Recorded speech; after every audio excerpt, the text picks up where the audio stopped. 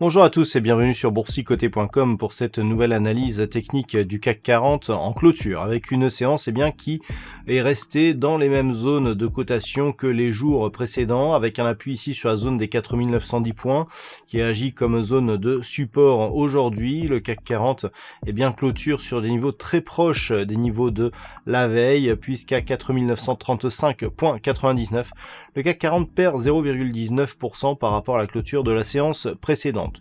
Donc il n'y a pas eu énormément de volatilité, on est resté ici dans les zones de cotation, on est toujours un petit peu entre deux eaux, à savoir ici les perspectives de reprise et les craintes d'une deuxième vague de la pandémie écrasent un petit peu toute évolution des cours depuis désormais quelques jours. Donc la configuration technique elle ne change pas, on peut tout de même constater que suite à cette phase de baisse ici et ce gap, on a quelque chose qui commence à s'arrondir et qui commence à se définir.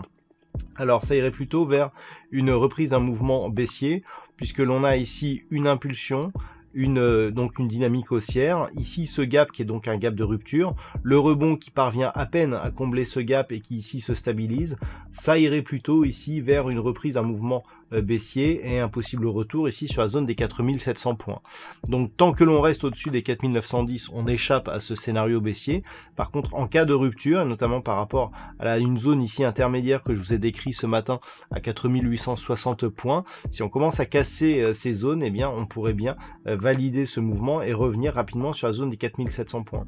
Et si on revenait sur cette zone des 4700 points et que l'on validait une rupture de celle-ci, là on aurait validation d'une nouvelle dynamique baissière court terme. Donc c'est vraiment le niveau qu'il va falloir surveiller.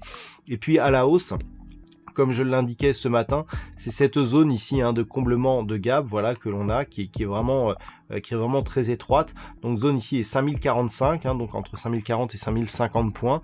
Si on arrive à s'affranchir de cette zone, là par contre on reprend un biais un peu plus haussier, puisque je vous rappelle que ce point bas ne constitue qu'un retracement à 61,8% de Fibonacci de la précédente dynamique ici haussière, et que dans ce contexte, même si ici la dynamique est affaiblie, on est toujours dans une consolidation qui est technique et qui peut repartir ici sur un nouveau mouvement.